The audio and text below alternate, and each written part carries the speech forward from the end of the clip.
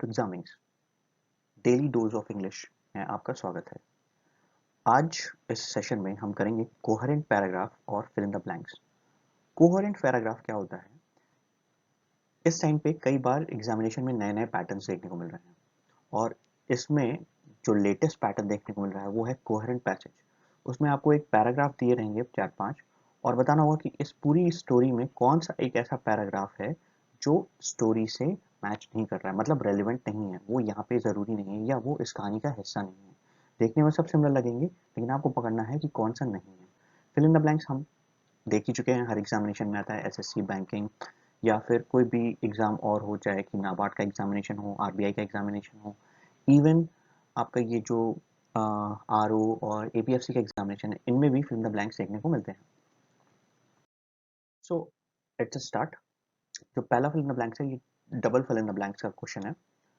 Partnership with edtech firms help students dash their skills and become dash to the ecosystem. Partnership मतलब जो edtech के साथ partnership हो रही है वो स्टूडेंट को हेल्प करती है उनके स्किल डेवलपमेंट में and become dash of ecosystem. Ecosystem को क्या बनने में, हिस्सा बनने में हेल्प करती होगी। तो अब देखो यहाँ पे क्या क्या बन सकते हैं।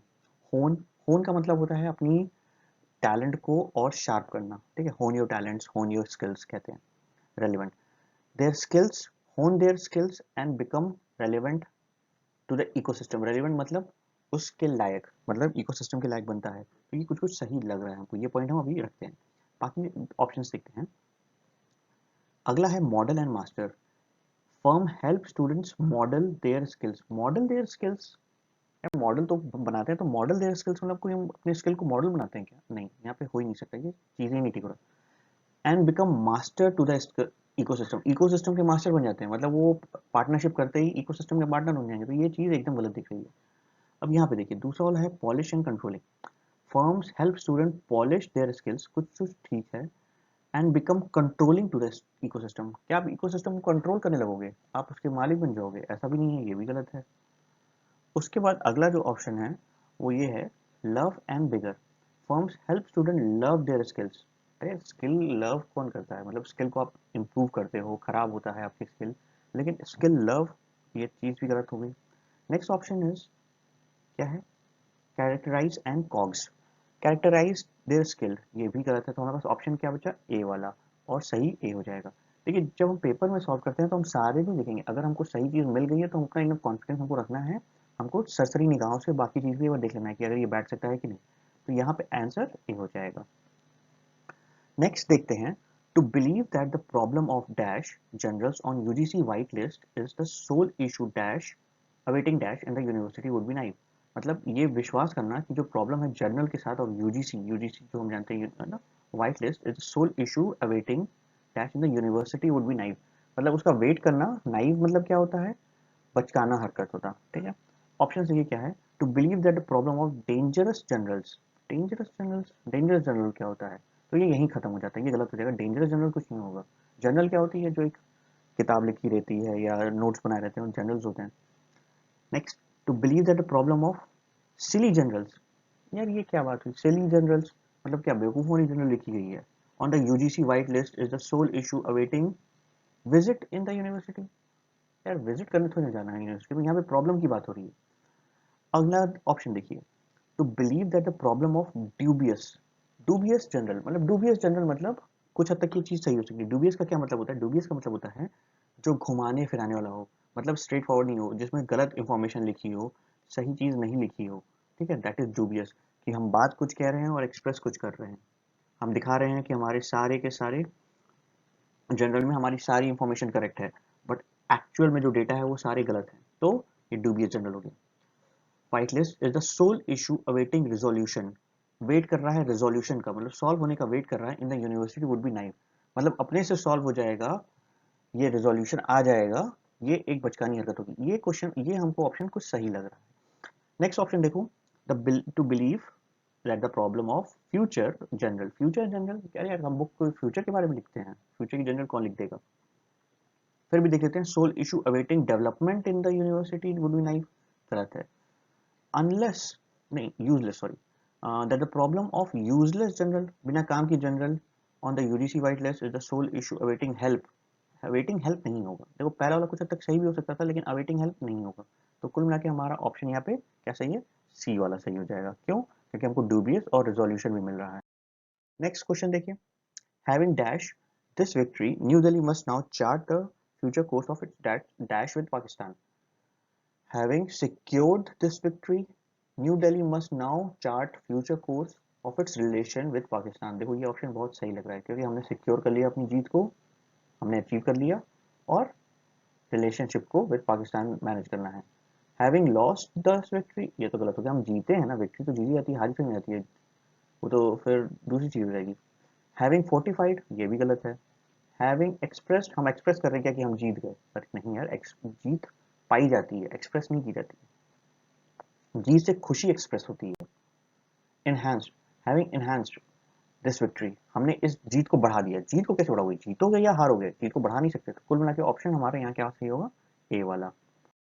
अब हम आते हैं कोहेरेंट सेंटेंस पे। कोहेरेंट सेंटेंस हमने बताया था क्या होता है, ऐसा सेंटेंस आपको दिया रहेगा, 5 स्टेटमेंट्स आर गिवन ABCD करके, along these 4 statements are logical orders and form a coherent paragraph. From the given option, choose the option that does not fit into the theme of the paragraph। इसमें एक ऐसा sentence दिया होगा जो paragraph में set नहीं हो रहा होगा। चलो पहले इसको रीड करते हैं। At a time when there was a compelling need for a bold and path-breaking budget to bring relief of tens of millions of people adversely affected by the demonetization। ऐसे समय में, at a time, जब बहुत जरूरी था, compelling need, ठीक है, for a bold and path breaking, मतलब बहुत टफ, बोल्ड मतलब कि टफ, ठीक है, एंड पाथ ब्रेकिंग मतलब जो चेंज कर दे सारी चीजों को, बजट, ऐसा बजट लाना to bring relief to tens of millions, कई लोगों को, मिलियंस ऑफ लोगों को जिससे रिलीफ मिले, of an adversary effect of demonetization का जो एडवर्स इफेक्ट हुआ था इतने ढेर सारे लोगों पे, उनके लिए एक ऐसा बजट लाना था जो बहुत जरूरी था ऐसे टाइम पे। Yet another area where it was relatively easy to provide relief was in increasing the allocation for providing pension to elderly people and weaker section, including widows and disabled। साथ ही साथ इसके साथ एक बहुत और important, relatively easy to provide, जो आसान था प्रोवाइड करना, रिलीफ, रिलीफ मतलब किसी को आराम देना, इन इंक्रीजिंग द एलोकेशन मतलब जो हम ओवरऑल बजट में एलोकेट कर रहे हैं पैसा, किसके लिए, पेंशन फॉर एडल्टी मतलब जो लोग बूढ़े हो गए हैं उनके लिए पेंशन, और वीकर सेक्शन जो कमजोर हैं वीकर सेक्शन में, ठीक है, जो गरीब हैं या बिलो पॉवर्टी लाइन पे उस तरह के लोग वीकर सेक्शन आते हैं, ठीक है, इंक्लूडिंग विडोज, विधवा लोगों को, और डिसेबल्ड जो किसी तरह से दिव्यांग हैं, ठीक है, उन लोगों के लिए एक एलोकेशन होना चाहिए था अमाउंट का, ठीक है। The NDA government has come up with an ordinary, ordinary मतलब कि नॉर्मल, बिजनेस एज यूजुअल मतलब जो चल रहा है सो चल रहा है, budget which fails to meet exception of people and needs of the economy in very critical times. लेकिन जो एनडीए गवर्नमेंट थी वो एक ऐसा ordinary business as usual budget लेके आई जो फेल कर रहा है जो हम एक्सपेक्ट कर रहे थे पीपल के लिए, ठीक है, और वो भी ऐसे क्रूशल टाइम में। Even after the presentation of the budget this light is not visible. कह रहा है कि बजट के प्रेजेंट होने के बाद भी कुछ उम्मीद नहीं दिखाई दे रही थी। The people have been repeatedly assured of light at the end of the tunnel, but they have failed to see it after a much publicized 50 days। बहुत लोग कह रहे थे कि ये बजट के जब 50 डेज हो जाएंगे उसके बाद बहुत सी चीजें आदमी को दिखने लगेंगी, हमको फ्यूचर, एंड ऑफ टनल मतलब कि जब चीजें खत्म होने लगेंगी, मतलब जब सवेरा आएगा, टनल के अंदर अंधेरा होता है, टनल खत्म होता है तो उसके अंदर रोशनी आती है, तो ये यहाँ पे एक इंग्लिश का टर्म यूज किया गया है, एंड ऑफ टनल। इसका मतलब होता है यहाँ पे एक्चुअल टनल में आपको जाके नहीं देखना है, ये एक बात कहने का तरीका है कि जब टनल खत्म होगा तो हमको एक उम्मीद की किरण दिखाई देनी चाहिए, लेकिन पीपल हैव फेल्ड, लोगों को दिखाई नहीं दिया है ऐसा कुछ होने के बाद। अब इस पूरे सेंटेंस में सारी चीजें क्या बात हो रही हैं, ये कह रहा है बजट के बारे में, ये भी कुछ हद तक बजट के बारे में कह रहा है, लेकिन ये एलोकेशन के बारे में बात कर रहा है, ये बजट के बारे में बात कर रहा है, ये भी बजट के बारे में बात कर रहा है, ये भी बजट के बारे में कर रहा है। तो एलोकेशन के बारे में कौन बात कर रहा है, सिर्फ और सिर्फ ये सेंटेंस, बाकी सारे सेंटेंस एक ऐसा बजट लाने की बात कर रहे हैं, ठीक है। तो देखिए ऑप्शन बी क्यों होगा, क्योंकि यहाँ पे ये जो पैराग्राफ दिया है, author is sharing his view on the budget presentation, मैंने कहा ना बजट के बारे में बात हो रही है, और बाकी इस सेंटेंस में बी वाले में हम एलोकेशन की बात कर रहे हैं कि बजट में किसको कितना हिस्सा मिलना चाहिए। यहाँ पे बजट की बात हुई, यहाँ पे बजट की बात हुई। देखिए ये एक ऑथर का व्यू है, ऑथर ये मानता है जो बजट आया है वो पॉजिटिव नहीं है, बट ऐसा बहुत से लोग नहीं मानते होंगे, बहुत से स्टूडेंट हमारे होंगे जो ये चीज़ नहीं मानते होंगे। हो सकता है कि आपकी पॉइंट्स करेक्ट हो,